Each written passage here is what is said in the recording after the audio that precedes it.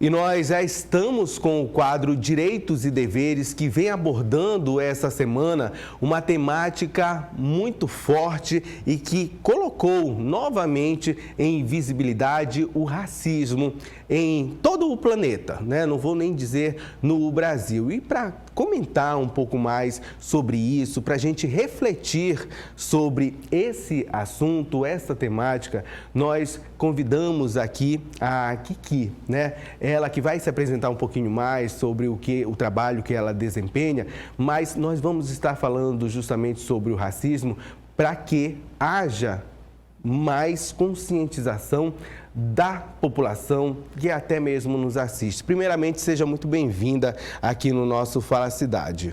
Muito obrigada, eu queria agradecer o convite e dizer que sempre falar sobre racismo é um assunto que ele tem que estar sempre em voga, independente de grandes acontecimentos, como a gente teve essa semana, mas é um assunto que precisa estar sempre sendo falado e lembrado.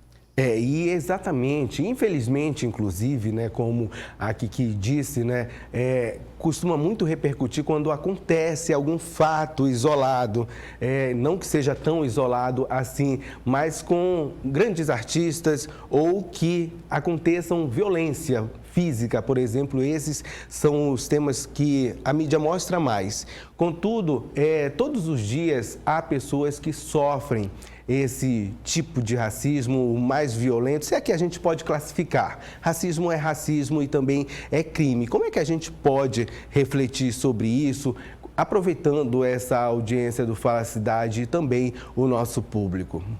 O racismo, como você falou, ele costuma aparecer muito quando acontecem esses grandes acontecimentos, mas a gente não pode esquecer que as microviolências que acontecem diariamente na vida da população negra, elas fazem parte desse racismo, de um racismo que é estrutural. Quando se fala de racismo, você precisa voltar na história. E o mais importante é que se precisa ter conhecimento para não falar besteira, digamos assim. Como a gente viu também essa semana, e mais para frente eu vou falar sobre isso. Essas microviolências, elas acontecem diariamente. E eu até fiz um vídeo para o meu Instagram falando que se isso aconteceu com o Vini Júnior, que é uma referência, né, para o futebol mundial, dentro do que ele se propõe a fazer, ele é sim um dos melhores do mundo. Se isso está acontecendo com ele, você imagina o que está acontecendo com aquela pessoa, né, que é da raça negra e que está ali perto de você. Porque muitas vezes isso não é identificado. Muitas vezes o que acontece é colocado como uma brincadeira. Não foi bem isso, você entendeu errado. Mas são microviolências que acontecem e que fazem parte, sim, do racismo. E a gente reflete ainda sobre essa questão, quando a gente vê essa imagem do jogador ali no meio do campo, né, tentando só ele, praticamente, lutar contra uma multidão, milhares de pessoas naquele estádio, se torna até muito difícil de punir todas aquelas pessoas, mas a gente percebe a inércia daquele momento, né? Das pessoas brancas em poder resolver e não deram um fim naquilo. A gente não pode negar que aquele episódio ele aconteceu na Espanha. Historicamente, a Europa foi o berço da colonização e da escravidão. Eles foram os que iniciaram, né, praticamente isso. A gente tinha escravidão antes, sim, mas praticamente eles dominaram. Então, essas pessoas que estão ali em volta dele no campo, proferindo aquelas palavras, gestos, elas fazem parte disso culturalmente, né? Dessa cultura europeia de que o branco está numa posição de poder, que vem lá de trás. Por isso que eu falo, o conhecimento, ele empodera. Ah, mas agora só se fala de racismo. Ah, e agora tudo é racismo. As pessoas começaram a estudar, elas começaram a voltar lá atrás e entender por que isso acontece. Quando o estudo, quando o conhecimento ele aflora, você começa a falar mais sobre aquilo, porque você quer que as pessoas entendam o que está acontecendo. Então, a Espanha foi durante muito tempo, ela teve muitas colônias com escravos. Então, essas pessoas que estão ali, elas são fruto disso. Ah, mas isso aconteceu há 300, 400, 500 anos atrás? Sim. Mas o negro hoje, dentro do Brasil, ele ainda sofre racismo por conta do que aconteceu lá atrás. A gente está falando de 500 anos atrás. Então, assim, por isso que é importante voltar, por isso que é importante essa base histórica, teórica, para se entender por que isso está acontecendo. E está na mão dessas pessoas mudar isso também. Mas será que elas estão interessadas? Depois da fala do presidente da La Liga, a gente se pergunta, eles estão interessados em mudar isso? Eles acham que essa reivindicação do Vini Júnior é realmente uma reivindicação que precisa ser vista? E aí algumas pessoas comentaram comigo essa semana, mas ele podia só entrar e jogar bola. No meu tempo, meu avô tem 87 anos, ele falou, minha filha, no meu tempo o povo xingava a gente não ligava. Falei, vô, no seu tempo era outra coisa. Vocês não tinham o conhecimento que a gente tem hoje. E a gente não pode esquecer que hoje racismo, injúria racial é crime. É crime. E não pode acontecer. E isso serve como reflexão, né? Por que nós estamos trazendo isso no nosso Falacidade? O nosso público tem aquela média de classe que né, uma classe mais de pessoas humildes, né, não tiveram o conhecimento, e a gente também ressalta, né, que nós vivemos em um país que é majoritariamente pessoas pretas, pardas e vai lá outras cores, e pouquíssimas são de fato branco, né?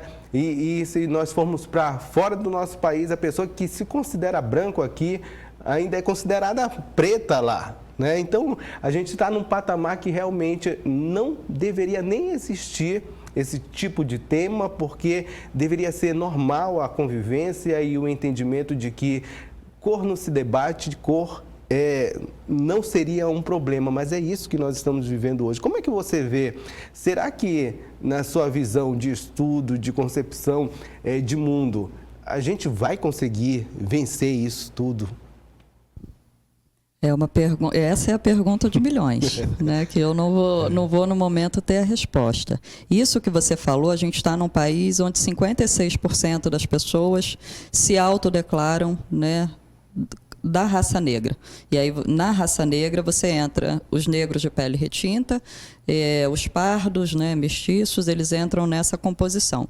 Só que tem muitos que se consideram brancos e que, na verdade, estão dentro da raça negra. Uhum. Inclusive, a minha tese de mestrado, ela fala sobre isso, sobre esse reconhecimento racial. Eu tenho 43 anos. E eu costumo dizer que eu sou negra há 3 anos. Porque eu não tive, apesar de ter avós negras do meu pai ser negro, eu não tive esse entendimento enquanto pessoa negra. Então, eu passei a minha infância e a minha adolescência vivenciando essas microviolências, principalmente por conta do meu cabelo. Eu tenho muito orgulho de falar que eu cheguei aos meus 43 anos sem nunca ter alisado o meu cabelo. Apesar de toda a pressão que eu sofri na infância, apesar de todo o bullying que eu sofri na infância e na adolescência, as pessoas pregavam chiclete no meu cabelo, elas colocavam a mão no meu cabelo e falavam, ai, socorro, o monstro está engolindo o meu cabelo. Desenhavam, enfim, microviolências que eu já sofria estando dentro da raça negra e sem saber que eu estava. Então, essa identificação racial é muito importante. Quando, há uns anos atrás, o Neymar falou que o que ele sofria não era racismo porque ele não era negro. Então, quer dizer, ele não se entende como pessoa negra, mas ele é. Então, esse entendimento de que nós somos, sim, negros de pele clara, ele precisa existir também, porque a gente soma forças, né, dentro dessa questão do contra-racismo. Agora, o que precisa ficar muito claro é que porque muitas pessoas, quando eu comecei a me identificar como mulher negra, muitas pessoas falaram, mas você não é negra, você é branca. Vai mexer com isso agora? Ai, para que arrumar essa dor de cabeça? Não é isso. Mas eu preciso, enquanto negra de pele clara, eu preciso entender que as coisas que eu passo não são as mesmas coisas que uma mulher negra de pele retinta. Então, dentro da raça negra, você ainda tem essas questões também, que estão sendo debatidas ali dentro, como colorismo, como, enfim, tokenismo. Eu poderia falar aqui vários termos para vocês, mas isso eu acredito que fica até para uma matéria. Mas a gente precisa discutir isso, mas a gente também precisa discutir a questão da branquitude, né? Porque eles estão no topo. E a gente, quando que o negro vai chegar nesse topo? A gente está nessa construção para que todos estejam lá.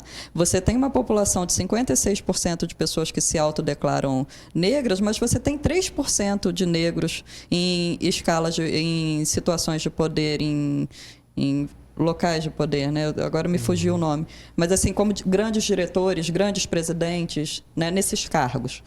Então, a gente precisa, sim, discutir.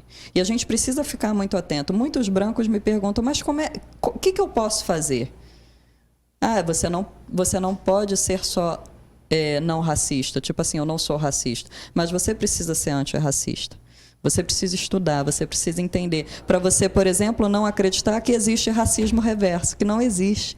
Porque, historicamente, o branco nunca foi colocado numa situação de escravidão. Quando alguém fala para mim assim, Kici, mas eu já passei por racismo, a pessoa branca. Eu falo, quantas vezes você foi seguido dentro de uma loja porque só de olhar para sua cara acharam que você fosse roubar? Não, isso nunca aconteceu. Quantas vezes as pessoas mudaram de calçada porque olharam assim e falaram, aquele branco ali. Não acontece.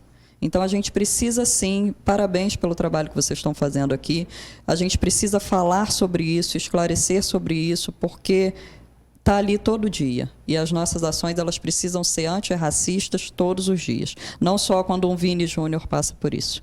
E exatamente. Quando você falava, eu lembrei que eu li uma pesquisa que foi publicada ainda há pouco sobre quem está, né, trabalhando, as empresas. E a própria essa pesquisa aponta, inclusive, o pouco número de negros trabalhando nas grandes mídias, né? Era mais atentados, essa pesquisa estava mais voltada aos jornalistas que estão nas grandes mídias, né? E a gente percebe, como pessoa negra, como pessoa preta, a gente percebe que elas estão inseridas somente por questão de dizer nós temos um negro aqui, e não pelo profissional que ele é. Pode ser que depois isso se desenvolva, mas ao que aparenta ser que de primeiro momento só se chama para ter uma pessoa negra representando aquela função, aquela questão dentro de uma empresa, né? E isso acontece muito. Isso que você está falando é justamente o tokenismo. O token, quando você vai fazer uma transação bancária, o token ele é usado para validar aquela transação. Tipo assim, sou eu mesmo que estou fazendo, né? Você tem o token eletrônico, você tem o de cartão. Tokenismo foi falado pela primeira vez na década, agora eu não vou lembrar, mas acho que na década de 60, pelo Martin Luther King. Ele, num artigo que ele fez em defesa dos direitos civis nos Estados Unidos, ele usou esse termo tokenismo, que a gente pode explicar justamente com isso que você está falando. É quando uma empresa pega aquele único negro que ela tem e ela, de alguma forma, coloca ele para mostrar que aquela empresa apoia a diversidade, que aquela empresa é contra o racismo. Então, ele está sendo usado ali dessa forma, né? Mas, ao mesmo tempo, a gente vê hoje outras ações, outras seleções de vagas, né, onde somente negros podem participar. A gente tem visto um movimento, mas o tokenismo, da forma como você falou, ainda acontece muito e a gente precisa ficar atento a isso. Exatamente, né? Então, Kiki, se a gente for falar que esse assunto realmente é muito interessante, é interessante que você que está me assistindo e, por exemplo, está exatamente com o pensamento de que o que esse tema está sendo tocado no Falacidade uma hora dessa? É justamente para atingir você, né? Para ter mais conscientização sobre o tema e quão é importante a gente acabar com isso, né? Então, com palavras finais, que primeiramente eu quero agradecer, mas a senhora pode se direcionar aí à população para finalizar. Eu me coloco à disposição, porque eu sei que é um assunto delicado. Eu também estou aprendendo, como eu disse, né, há pouco tempo que eu me identifiquei como mulher negra, mas eu me coloco à disposição. No meu Instagram, eu estou sempre fazendo vídeos falando sobre esse assunto. Então, @KikiOliver, com 2 R's no final.